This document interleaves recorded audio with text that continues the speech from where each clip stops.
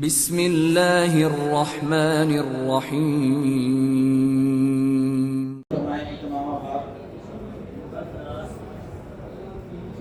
سورۃ الفلق۔ الفلق کا معنی شگاف ہوتا ہے، اور مراد اس سے جو لفظی معنی شگاف ہوتا ہے، اور مراد اس سے صبح ہے۔ یہ بھی پہلی آیت مبارکہ کا لفظ ہونے کی وجہ سے سورہ مبارکہ کا نام ٹھہرا۔ اعوذ باللہ من الشیطان الرجیم، بسم اللہ الرحمن الرحیم۔ قل، وہی لفظ ہے جو پہلے ہم نے پڑھا، کیا معنی ہے؟ کہہ دیجئے یا کہہ دو یا کہو، اعوذ، میں پناہ مانگتا ہوں، بے ساتھ رب کی، یہاں رب کے کا جو مضاف الیہ ہے وہ الفلق ہے۔ فلق کا معنی لفظی طور پہ، جیسے میں نے عرض کیا، لغوی طور پہ شگاف ہے، اور یہ جو شگاف ہے الفلق، وہ ایک خاص شگاف ہے۔ کون سا ہے؟ جب رات کا اندھیرا چھایا ہوا ہوتا ہے تو صبح کی روشنی نکلتی ہے، اور اندھیرے کے اندر روشنی ایک شگاف ڈال دیتی ہے۔ اندھیرے کو ایک طرف مطلب ادھر اور ادھر کر کے درمیان میں سے جو ہے وہ روشنی جو نمودار ہوتی ہے، وہ جو روشنی کا شگاف ڈلتا ہے اندھیرے کے اندر، یہ وہ شگاف مراد ہے۔ اور اس کی وجہ سے اس کا جو ترجمہ عام طور پہ صبح کیا جاتا ہے کہ قل، کہہ دو، اعوذ، میں پناہ مانگتا ہوں، برب الفلق، صبح کے رب کی۔ تو سورۃ الناس میں تو پہلی تینوں آیات میں اعوذ والا پہلا حصہ جو تھا، جیسا کہ میں نے پہلے بس کیا کہ یہ معوذتین ہیں، یہ معوذتان ہیں، یہ دو ایسے سنتے ہیں کہ جن سے پناہ ملتی ہے، جن کے ذریعے۔ تو وہاں تو 3 آیات تھی جن میں اعوذ باللہ کا معنی تھا، کیونکہ یہاں پر ایک ہی آیت ہے، اور اس کے بعد جو 4 آیات ہیں ان میں وہ چیزیں بیان کی گئی ہیں کہ جن سے ہم پناہ مانگتے ہیں۔ تو پہلی آیت میں ہے کہ ہم کس کی پناہ مانگتے ہیں؟ برب الفلق، صبح کے رب کی۔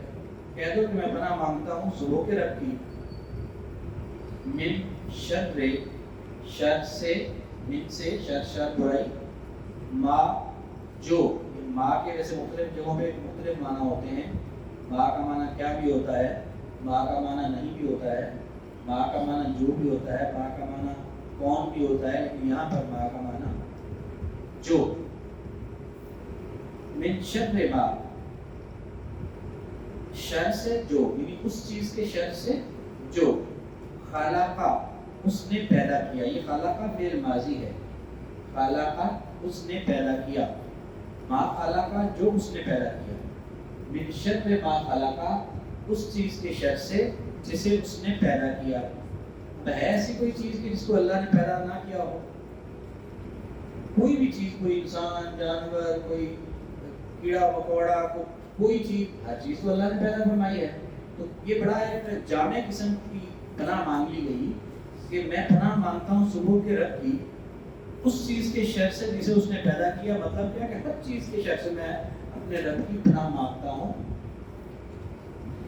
من شر ما خلق، یہاں پہ تھوڑا سا اردو محاورے میں ہمیں بنانے کے لیے اس چیز کے شر سے، من شر ما، اس چیز کے شر سے جو خلقہ اس نے پیدا کیا، وا، اور، یعنی ہر اس چیز کے شر سے بھی جس کو اس نے پیدا کیا۔ مزید وضاحت ہے، وا، اور، من شر، شر سے، غاسق، غاسق لفظی طور پہ اندھیرا کرنے والا، اور مراد اس سے اللیل ہے، رات، اندھیرا کرنے والی۔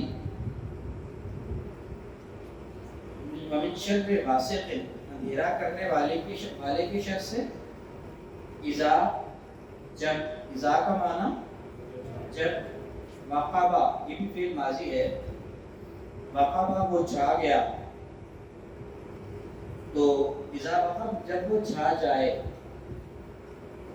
اور میں یعنی پناہ مانگتا ہوں، اور یہ پناہ مانگنے کا تعلق پہلی آیت میں ہے، اور من شر غاسق اور اندھیرا کرنے والے کے شر سے اذا وقب جب وہ چھا جائے، مطلب رات کے اندھیرے کی جتنی برائیاں ہیں جب وہ چھا جاتا ہے تو اس کے اندر جو بھی شر پوشیدہ ہیں میں ان سے پناہ مانگتا ہوں صبح کے رب کی۔ اندھیرے کی شر میں درندے بھی اپنی کچاروں سے نکل پڑتے ہیں رات کو جنگلوں میں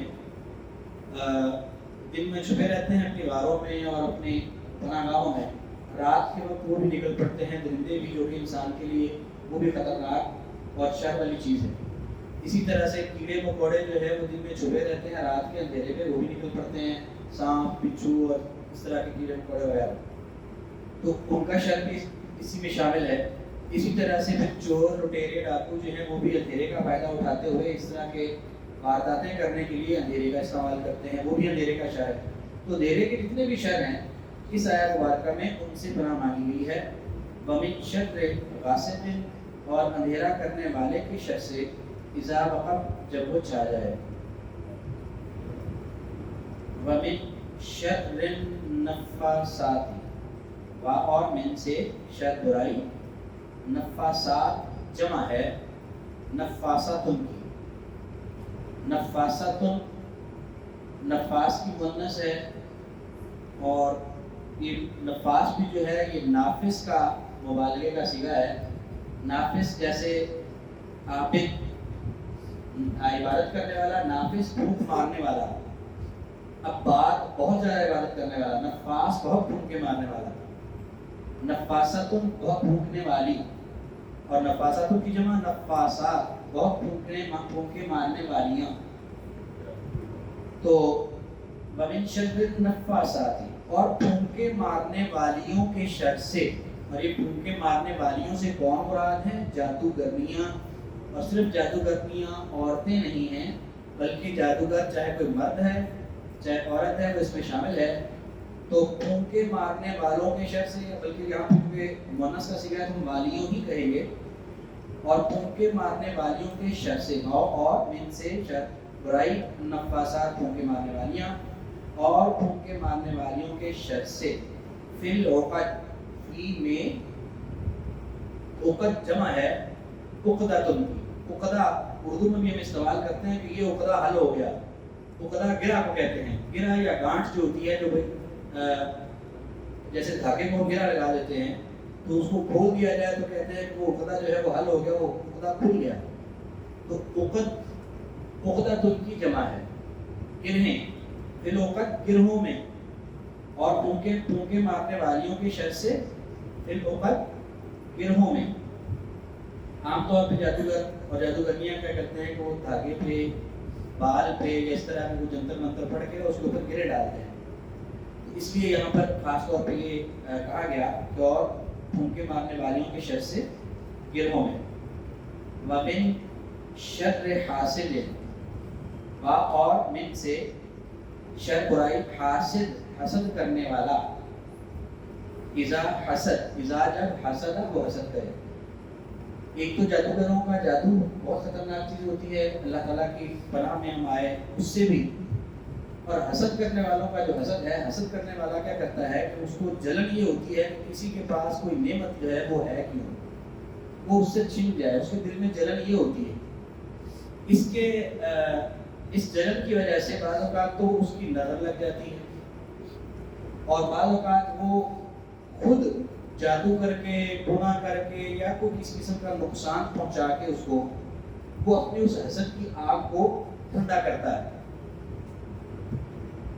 مثال کے طور پہ ایک اسکول ٹیچر تھے، وہ بیچارے کو بھی ویسے بہت ہو گئے، ان کی نئی motor cycle Honda series and لے کر آئے، گھر کے گراج میں کھڑی تھی، اس کو آگ لگ گئی، تو بعد میں وہ کہتے ہیں کہ پتا بھی چل گیا کہ لگائی بھی سگے پہ جلن تھی، جو ملازم ہے وہ بیکار تھا، وہ ملازم تھا، اس کے پاس پیسے تھے، اس نے موٹر سائیکل لے لی، تو اس بات کا حسد تھا کہ اس کے پاس موٹر سائیکل کیوں۔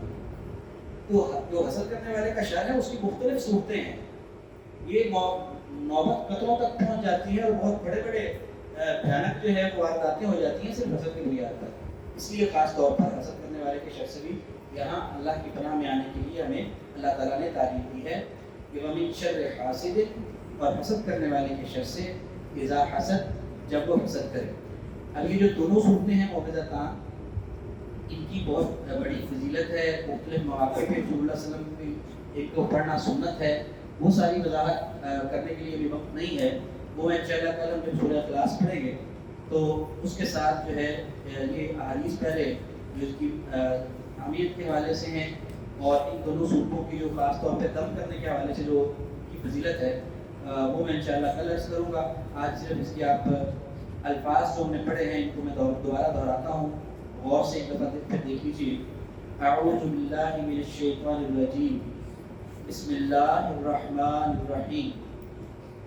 قل کہہ دیجیے، اعوذ میں پناہ مانگتا ہوں، بے رب الفلق صبح کے رب کی، من شر اس چیز کے شر سے، ما خلق جسے اس نے پیدا کیا، وا اور من شر غاسق اندھیرا کرنے والے کے شر سے، غاسق اندھیرا کرنے والا، ومن شر غاسق اور اندھیرا کرنے والے کے شر سے، اذا وقب جب وہ چھا جائے، ومن شر النفاثات اور پھونکے مارنے والیوں کے شر سے، فی العقد گرہوں میں، فی میں عقد گرہیں گانٹھیں، فی العقد گرہوں میں، ومن شر حاسد